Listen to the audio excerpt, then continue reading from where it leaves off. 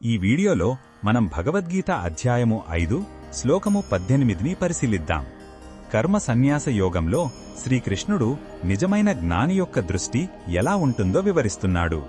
ఈ శ్లోకంలో సమదృష్టి అంటే ఏమిటో, నిజమైన పండితుడు ప్రపంచాన్ని ఎలా చూస్తాడో మనం తెలుసుకుంటాం. మొదటగా ఈ పవిత్ర శ్లోకాన్ని భక్తితో విందాం.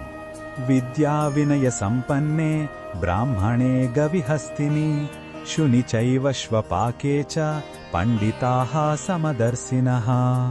ఈ శ్లోకం అర్థమేమిటంటే, నిజమైన జ్ఞానులు లేదా పండితులు విద్య మరియు వినయం కలిగిన బ్రాహ్మణుడిని, ఒక ఆవును, ఒక ఏనుగును, ఒక కుక్కను మరియు కుక్క మాంసం తినే చండాలుడిని కూడా ఒకే దృష్టితో చూస్తారు.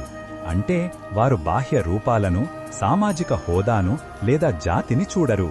ప్రతి జీవి లోపల ఉన్నది ఒకే దివ్యమైన ఆత్మ అని వారు గ్రహిస్తారు.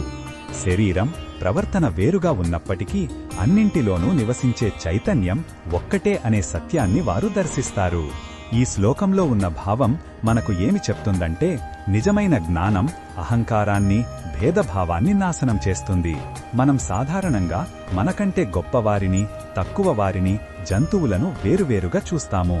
కాని ఆధ్యాత్మిక దృష్టితో చూసినప్పుడు ఈ తేడాలన్నీ అదృశ్యమవుతాయి. ప్రతి ప్రాణిలోనూ పరమాత్మను చూడగలగడం అనేది అత్యున్నతమైన ప్రేమ మరియు కరుణకు పునాది. ఈ సమభావనే మనల్ని ఐక్యత వైపు నడిపిస్తుంది మరియు అంతర్గత శాంతిని ఇస్తుంది. ఈ బోధనను మన దైనందిన జీవితంలో ఎలా ఉపయోగించుకోవచ్చంటే, మన చుట్టూ ఉన్న ప్రతి ఒక్కరిని వారి హోదా, సంపద లేదా నేపథ్యంతో సంబంధం లేకుండా సమానంగా గౌరవించాలి. మన ఇంట్లో, పని ప్రదేశంలో ఎవరిపైనా వివక్ష చూపకుండా మెలగాలి. కేవలం మనుషులనే కాదు, జంతువులను కూడా ప్రేమతో, దయతో చూడాలి. ఇలా చేయడం వల్ల మన మనస్సులోని ద్వేషం, అసూయ వంటి ప్రతికూల భావనలు తొలగిపోయి మనస్సు నిర్మలంగా మారుతుంది. మరిన్ని భగవద్గీత శ్లోకాల అర్థాన్ని తెలుసుకోవాలంటే మా తదుపరి వీడియోలను తప్పకుండా చూడండి.